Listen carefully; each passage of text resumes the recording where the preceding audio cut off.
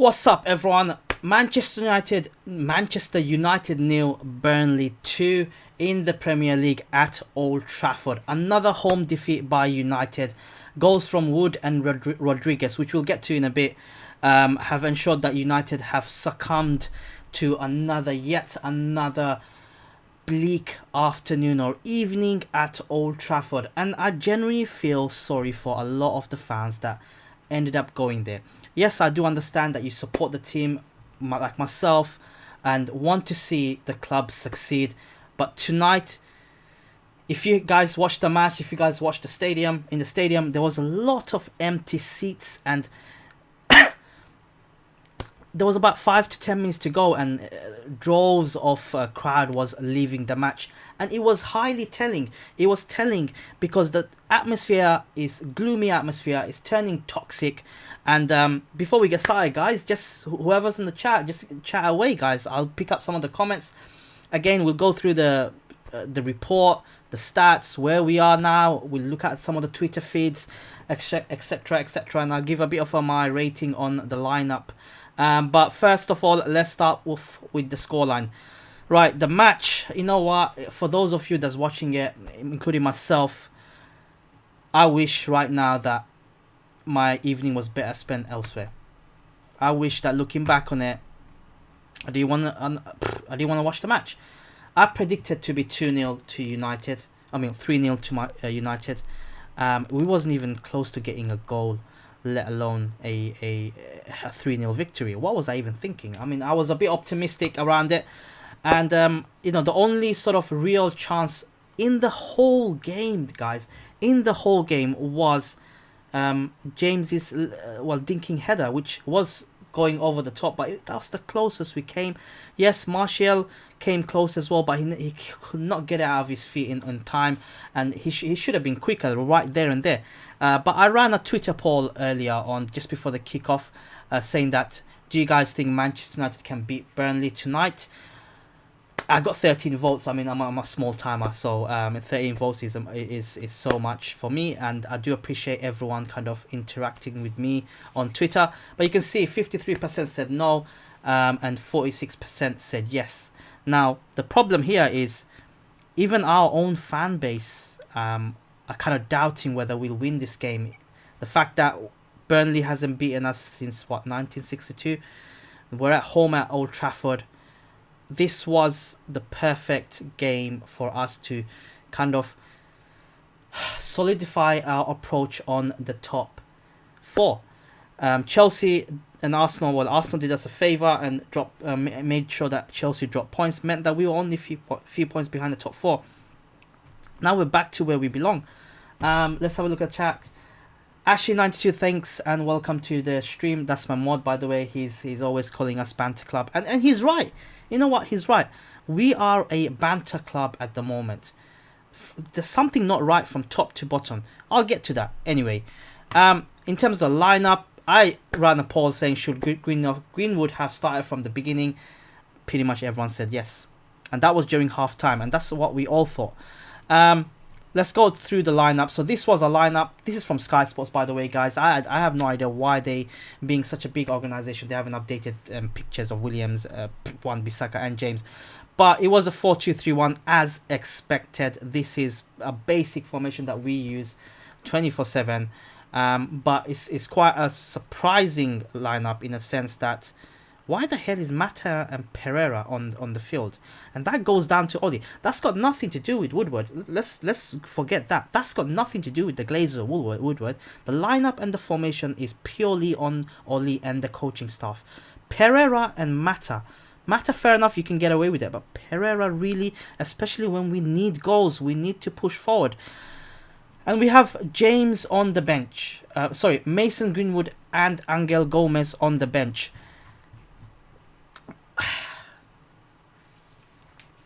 We need goals, and I'm going to turn the heating off. It's getting hot in here. Woo. We need goals, and we choose to pick the likes of Pereira over and over and over again. Even in the second half, Oli brings on Lingard over Angel Gomez. Lingard has been piss poor. What has Angel Gomez got to do to get into a lineup? it beggars belief. And Daniel James, poor lad, he's been run into the ground. I mean, he's running his socks off. He's played pretty much all the time. He's clearly going through a patch.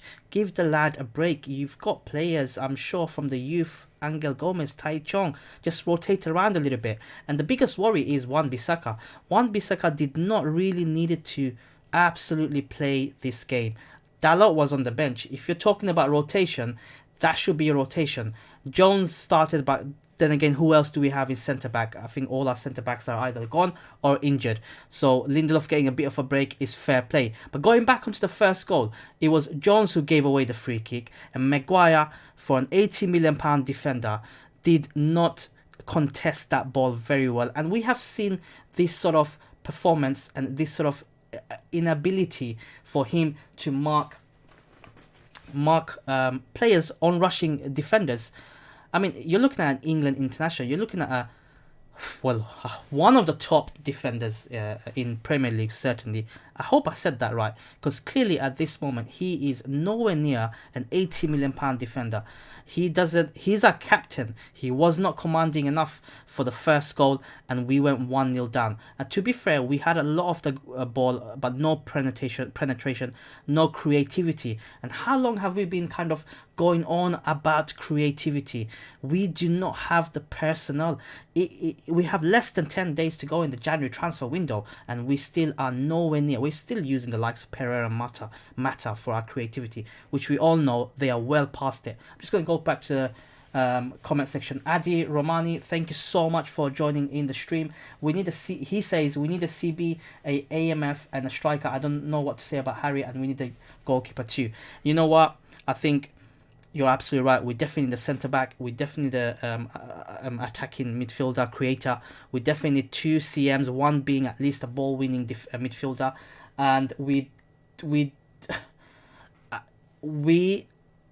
do need to take off De Gea, I think. I mean, to be honest, today it wasn't much of his fault, but recent times he's been performing very, very poorly. And we got Sergio Romero on the bench, who's come on and done an exceptional job, and whenever he had to play. But yeah, I think a rotation of keepers is needed. The whole squad morale is so low, and I don't want to be negative.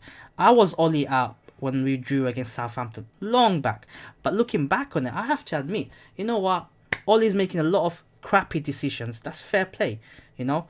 He's coming out and saying some ridiculous things, but ultimately you have to look at the upper board. There was chance in the stadium today. Glazers out, Woodward out, and this needs to get stronger. There needs to be more empty seats. You can't force anyone not attending games, but a lot of the season ticket holders like myself barely go to games. I mean, some of them do, but it's like, what's the point? You go and see that crap, so toxic, such bad performance. I'm just going to go into the chat a little bit. Again, guys, get your thoughts in on the chat. Make sure you smash the like button. It does help for a small YouTuber like myself. I'm going to go into some of the chats. So Ashley says Bruno is not happening. Banter FC back again. Ashley, I love you, man. You're my mod, but please. I know you're angry. I know you want to punch something, but not now.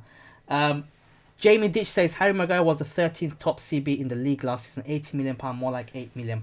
Again, I think we 100% overpaid for Harry Maguire. He got a British passport. Ollie's looking for British players, and £80 million was a bit of a head scratcher. At that time, it seemed like everyone was a bit excited and thought, you know what, we got top CB at the moment compared to what we had. But looking back on it now, Harry Maguire, my God. But we'll come back to the performances, guys. Do follow me on Twitter at DracoEvolve. I'm just gonna type it up on the chat so that you guys can see it. I do interact a lot down there when I'm not live, and it'll be nice to meet some new faces, especially some fellow United fans. So that's my Twitter name, so do get in there. So let's look at the table now. So this is the table. In the last 5 games, we lost 3 times. We had a perfect opportunity to catch Chelsea in the race for top 4. Right now, we're 6 points behind. Forget that. You look behind us now. We got Sheffield United 33 points, Wolves 34 points, Tottenham 34 points. These are all teams level on us, and Wolves got Sorry, my phone's buzzing. Wolves got a game in hand. They play Liverpool tomorrow. But even if they get a draw, they go above us. We can potentially, by next weekend, dropping any sort of points, and these three teams getting any sort of points or winning, we can drop down to 7th, 8th yet again. And it's just a topsy-turvy season. We've got, in about 2 games, we've got Chelsea coming up. Again, we look at the fixtures a bit later. We've got Chelsea coming up, and that is such an important game to us. But you know what? Today was a must-win game because the next few games are not light on us. We've got Man City in the semi-final. We've got Wolves coming up, who are our bogey team. They're right behind us. We've got Chelsea even coming up. I'm just gonna, I'm just gonna go in the chat. Actually, oh, you deleted the messages from this guy. Thank you, Ash. I mean, I trust you enough. Ban him if you want. We don't need any sort of toxicity or whatever is happening in the chat. I didn't get to look at the chat, but Ashley is my mod and he takes zero crap. And you know what, guys, get your thoughts across, but be constructive about it. Don't flame, don't be toxic. You got Ashley watching you, but I'll let him take care of that side. Thanks for that, buddy. I trust your judgment. But this is the table. Going back to the match itself, the stats. Let's have a look at the stats, actually. As I said, we had a lot of the possession, as you can see, 72%. 24 shots, that's a load of crap. Those are mainly pot shots going over the top. It was, you can't even count these as shots. There was only 1 or 2 I remember which was clear-cut chances, and these were not your so-called clear-cut chances that you think they are. They're just chances that is slightly better than pot shots. And at no point in the game we looked threatening. No point. I mean, I was there in the match, man. There was at no point that it was even threatening. I'm just going to go back into chat. Johnson Gabriel, thanks for joining in. Buy players, the manager will disagree with the opinions him backing the management, ex-players backing him, stupid mentality. I'll get to that point. But yeah, you got ex-players. I'm reading Gary Neville, even Roy Keane last weekend, still defending Ollie. And I think Ollie's in a privileged position where everybody likes him because of what he's done for the club as a player.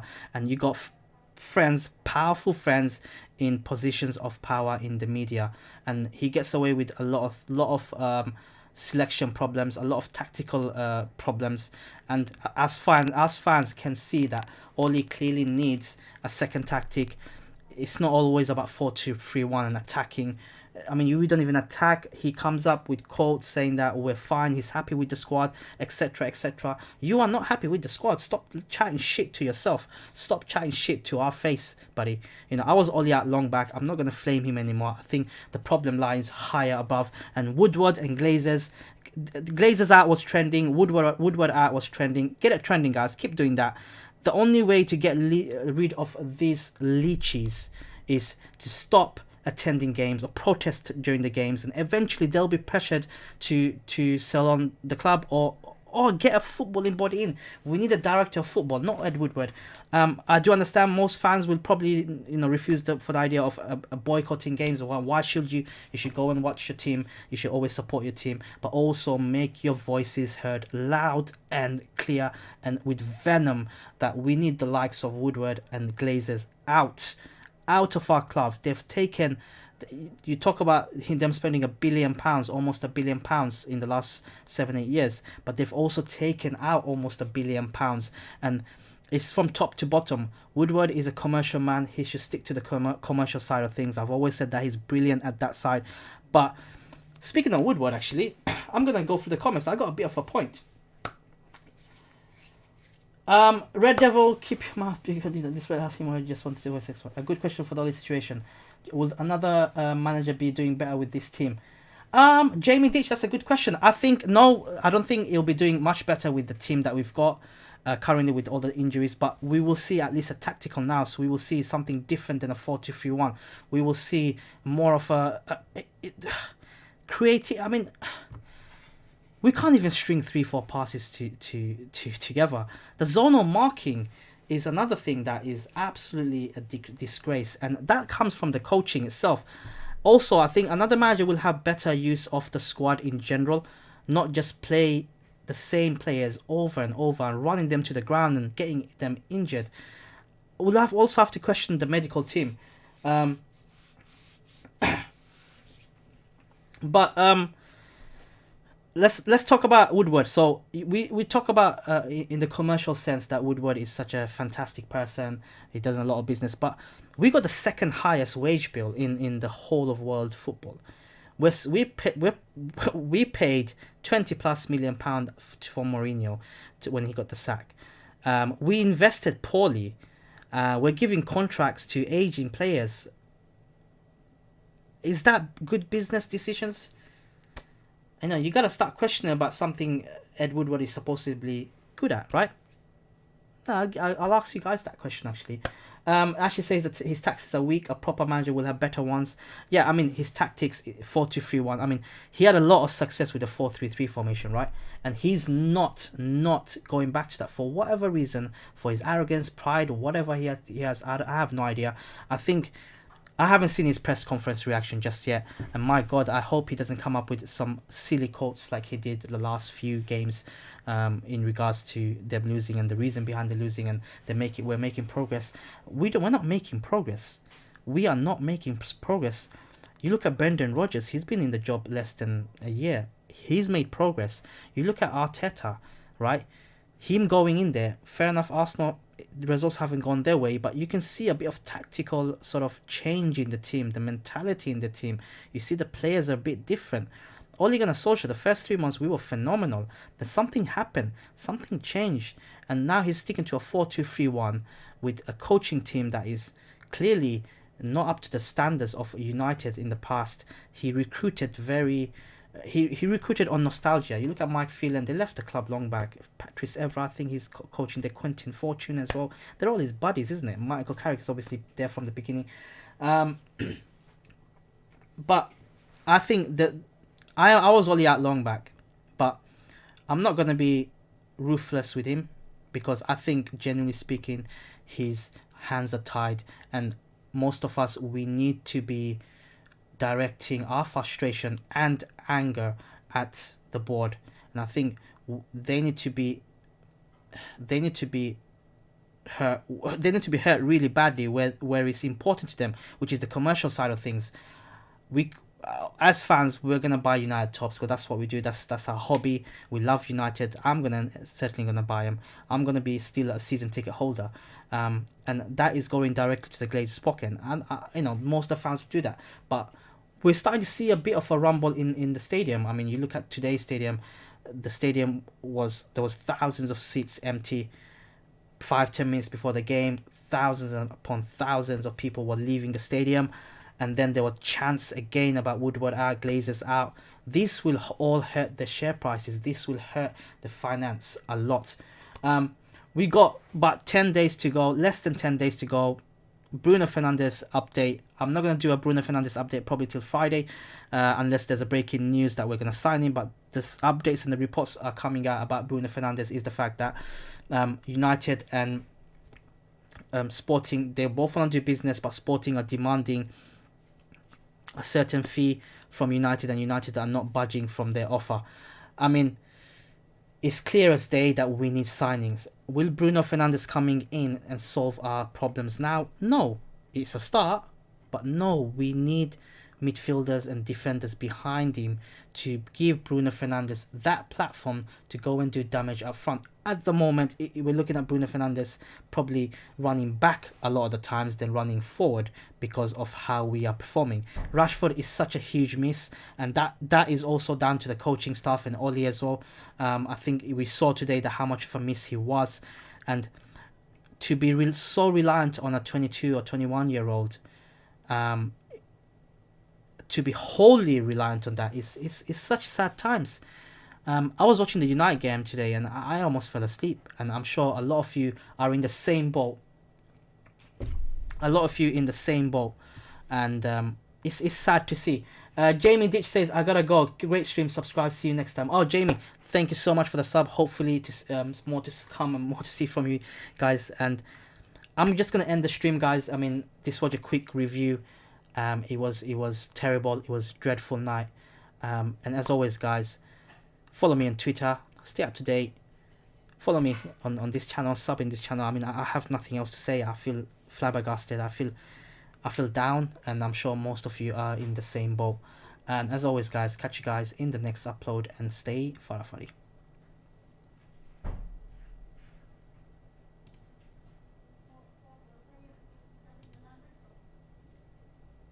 Feel flabbergasted. I feel down, and I'm sure most of you are in the same boat. And as always, guys, catch you guys in the next upload, and stay farafari.